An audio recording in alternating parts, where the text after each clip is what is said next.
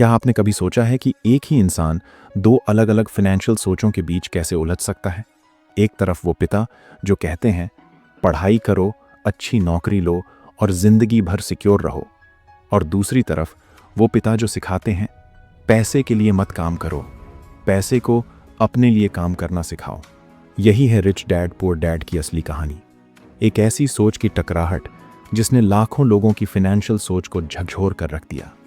इस किताब में रॉबर्ट कियोसाकी हमें अपने दो पिताओं की कहानी सुनाते हैं, एक पुअर डैड यानी उनके असली पिता, और दूसरा रिच डैड यानी उनके दोस्त के पिता। दोनों ही सफल और मेहनती, लेकिन उनकी मनी माइंडसेट थी बिल्कुल अलग। इस कहानी में छुपे हैं वो 10 अहम लेसन्स जो हमें सिखाते हैं। स्कूल हमें पैसे के बारे में कुछ नहीं सिखाता, नौकरी फाइनेंशियल फ्रीडम नहीं देती, और असली एसेट क्या होते हैं ये जानना जरूरी है।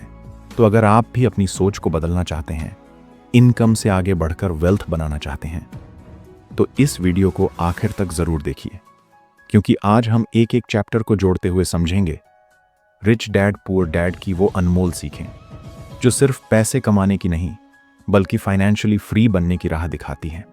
वेलकम टू बुक मंत्रा, जहां किताबें बोलती हैं और आत्मा सुनती है। तो चलिए, अब जब हमने ये समझ लिया कि ये किताब दो सोचों के टकराव की कहानी है, तो सबसे पहले नजर डालते हैं 20 साल बाद खुद रॉबर्ट कियोसाकी क्या महसूस करते हैं। किताब की पहली पब्लिशिंग 1997 में हुई थी। उस वक्त शायद किसी ने नहीं सोचा था कि ये किताब पूरी दुनिया में फाइनेंशियल थिंकिंग को बदल देगी। आज 20 साल बाद रॉबर्ट ये कहते हैं कि लोगों ने उनकी बातों को सीरियसली नहीं लिया। स्कूल आपको पैसे के बारे में नहीं सिखाता, financial education is more important than a job. लेकिन समय ने सब कुछ साबित कर दिया। Financial crisis, job insecurity, inflation, ये सारी चीजें बार बार ये दिखाती हैं कि जो उन्होंने लिखा वो आज भी उतना ही सच है। रॉबर्ट की 20-20 हिंदसाइट हमें याद दिलाती है कि ये सिर्फ एक किताब नहीं बल्कि एक चेतावनी है कि अगर आपने पैसे को समझना नहीं सीखा तो सारा जीवन मेहनत करने के बाद भी आप पीछे रह सकते हैं। अब बिना देर किए चलिए बढ़ते हैं हमारी जर्नी के पहले चैप्टर की ओर। अब जब हमने समझ लिया कि पैसे की सोच कितनी ज़रूरी है, तो चलिए बात करते हैं पहले चैप्टर की, जहां रॉबर्ट बताते हैं कि अमीर लोग पैसे के लिए काम नहीं करते। यहां उनकी कहानी शुरू होती है जब रॉबर्ट एक छोटे बच्चे की तरह अपने रिच डैड से सीखता है कि क्यों मोनी के पीछे भागना असल में गरीबी की तरफ ले जाता है। रिच डैड कहते हैं कि अगर आप सिर्फ पैसा कमाने पर ध्यान देंगे तो आप कभी फाइनेंशियल फ्रीडम नहीं पा सकते, क्योंकि जो लोग पैसे के लिए काम करते हैं वे हमेशा डर में रहते हैं। क्या होगा अगर नौकरी चली गई, या कर्ज कैसे चुकाऊंगा।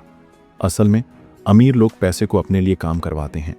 वे एसेट्स खरीदते हैं, ऐसे इन्वेस्टमेंट्स जो खुद पैसा कमाते हैं। यही सीक्रेट है जो पुअर डैड नहीं समझ पाते। इसलिए पहला लेसन साफ है, पैसे के लिए मत काम करो बल्कि पैसे को अपने लिए काम करना सीखो।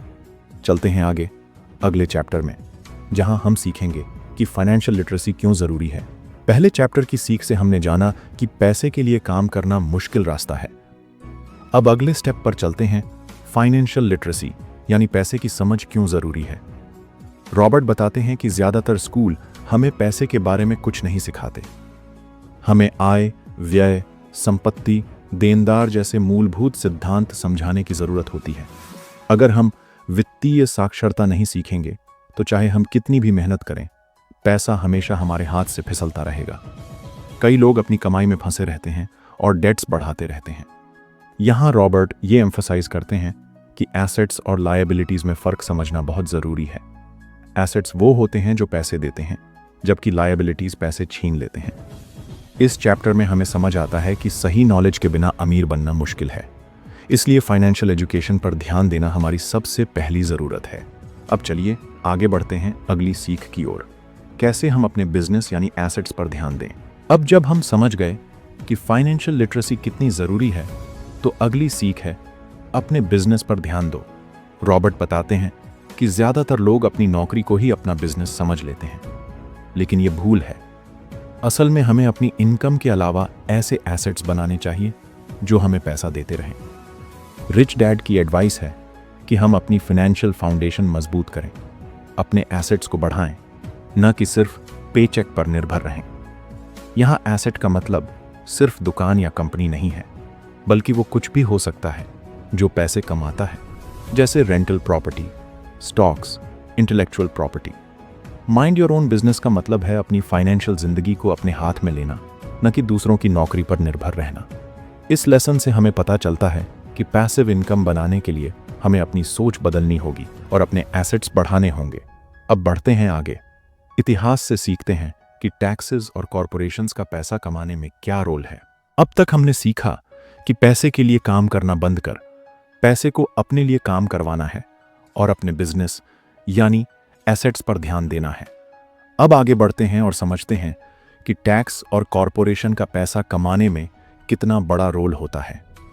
रॉबर्ट बताते हैं कि टैक्स और कॉरपोरेशन की ताकत को समझना अमीर बनने की कुंजी है। इतिहास में टैक्स शुरू हुआ ताकि सरकारें काम कर सकें, लेकिन समय के साथ टैक्स ने आम लोगों के लिए बोझ बढ़ा दिया।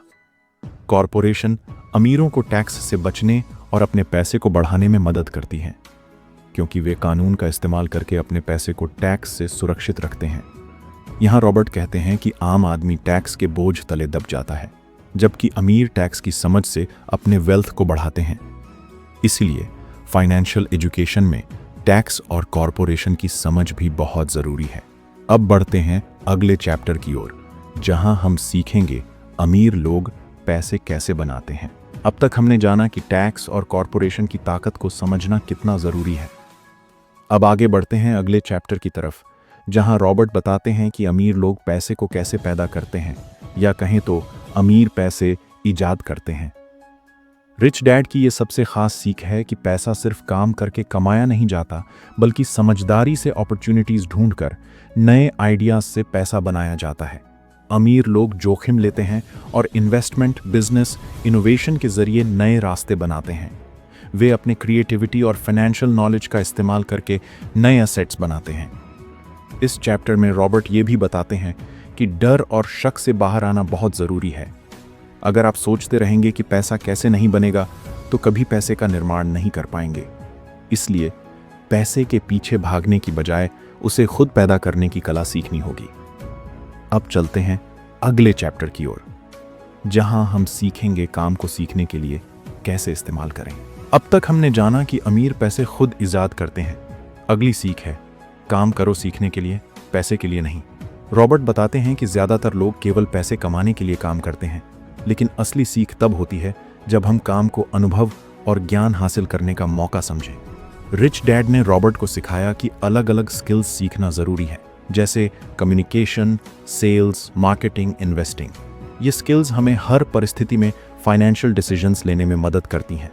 अगर आप सिर्फ पे चेक के पीछे भागोगे तो आपका ग्रोथ रुक जाएगा, लेकिन अगर आप काम को सीखने का जरिया बनाओगे तो आपका फाइनेंशियल IQ बढ़ेगा। इसलिए काम को पैसे के लिए नहीं, सीखने के लिए अपनाओ। आइए आगे बढ़ते हैं और समझते हैं ओवरकमिंग ऑब्स्टिकल्स, यानी फाइनेंशियल चैलेंजेस से कैसे निपटें। अब तक हमने सीखा कि काम को सीखने के लिए करना चाहिए, पैसे के लिए नहीं, लेकिन रास्ता हमेशा आसान नहीं होता। अगली सीख है फाइनेंशियल चैलेंजेस या ऑब्स्टिकल्स को कैसे पार करें। रॉबर्ट बताते हैं कि अमीर और गरीब के बीच फर्क यही होता है कि अमीर लोग मुश्किलों का सामना करते हैं और उनसे सीखते हैं। डर, संदेह, आलस्य और बुरी आदतें, ये सभी फाइनेंशियल ऑब्स्टिकल्स हैं। रिच डैड ने रॉबर्ट को सिखाया कि डर को कैसे काबू में रखना है और जोखिम उठाने से मत डरना चाहिए। अगर हम फाइनेंशियल ऑब्स्टिकल्स से भागेंगे तो कभी आगे नहीं बढ़ पाएंगे। इस चैप्टर में एम्फेसिस है कि माइंडसेट को मजबूत बनाओ, लगातार सीखते रहो और फेलियर्स से डरो मत। अब बढ़ते हैं अगले चैप्टर की ओर, जहां हम सीखेंगे गेटिंग स्टार्टेड, कैसे करें अपनी फाइनेंशियल जर्नी। अब तक हमने जाना कि ऑब्स्टिकल्स से लड़ना और माइंडसेट मजबूत रखना जरूरी है। अब आगे बढ़ते हैं कैसे शुरू करें अपनी फाइनेंशियल जर्नी। रॉबर्ट बताते हैं कि शुरुआत करने के लिए सबसे जरूरी है एक्शन लेना। अक्सर लोग सोचते हैं कि परफेक्ट मोमेंट का इंतजार करें, लेकिन रिच डैड कहते हैं एक कदम आगे बढ़ाना ही सबसे बड़ा कदम होता है। फाइनेंशियल एजुकेशन पर ध्यान दें, रिस्क्स लें और नए आइडियाज को एक्सप्लोर करें। छोटे छोटे इन्वेस्टमेंट्स करें, सीखें और धीरे धीरे अपने एसेट्स बढ़ाएं। यहाँ रॉबर्ट एम्फसाइज करते हैं कि फेलियर से मत डरिए, बल्कि उससे सीखिए। जितना जल्दी आप शुरुआत करेंगे उतनी जल्दी फाइनेंशियल फ्रीडम की राह पर बढ़ पाएंगे। तो चलिए अब आगे बढ़ते हैं साइकिल सीखने की आखिरी सीखों की तरफ। अब तक आपने बहुत कुछ सीखा, पैसे के लिए काम करना छोड़ना, फाइनेंशियल लिटरेसी सीखना, एसेट्स बढ़ाना और ऑब्स्टिकल्स पार करना। अब रॉबर्ट कुछ प्रैक्टिकल सलाह देते हैं। अब क्या करें? यहां वे कुछ आसान लेकिन महत्वपूर्ण काम बताते हैं जो आप अभी से शुरू कर सकते हैं, जैसे अपनी इनकम और एक्सपेंसेस को ट्रैक करना, छोटी इन्वेस्टमेंट्स करना, फाइनेंशियल किताबें पढ़ना और फाइनेंशियल रिस्क लेने की आदत डालना। रॉबर्ट कहते हैं कि ये छोटे छोटे कदम ही आपको फाइनेंशियल फ्रीडम की तरफ ले जाएंगे। Action without knowledge is dangerous, but knowledge without action is useless. यही उनकी सीख है। तो अगर आप सच में अमीर बनना चाहते हैं तो ये छोटे काम तुरंत शुरू करें और अपनी फाइनेंशियल जर्नी को मजबूत बनाएं। अब बढ़ते हैं आखिरी चैप्टर की ओर, कंक्लूजन। अब तक हमने रॉबर्ट की जिंदगी से लेकर रिच डैड की अमूल्य सीखों को जाना। रिच डैड पुअर डैड हमें यह समझाता है कि असली अमीरी सिर्फ पैसे में नहीं बल्कि माइंडसेट और फाइनेंशियल एजुकेशन में है।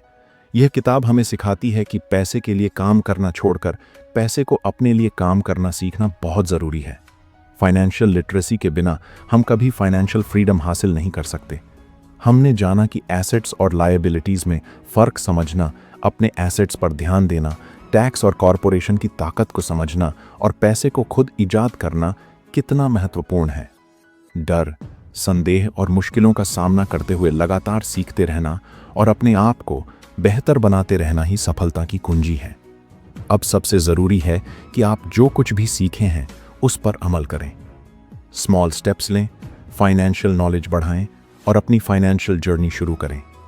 रिच डैड पुअर डैड सिर्फ एक किताब नहीं बल्कि एक माइंडसेट और फाइनेंशियल जीवन बदलने वाला अनुभव है। अगर आप सच में अपनी फाइनेंशियल जिंदगी बदलना चाहते हैं तो इस किताब की सीखों को अपनाएं और हर दिन थोड़ा थोड़ा आगे बढ़ते रहें। ध्यान रखें, असली अमीरी सिर्फ पैसा नहीं बल्कि सही सोच और सही कदम है।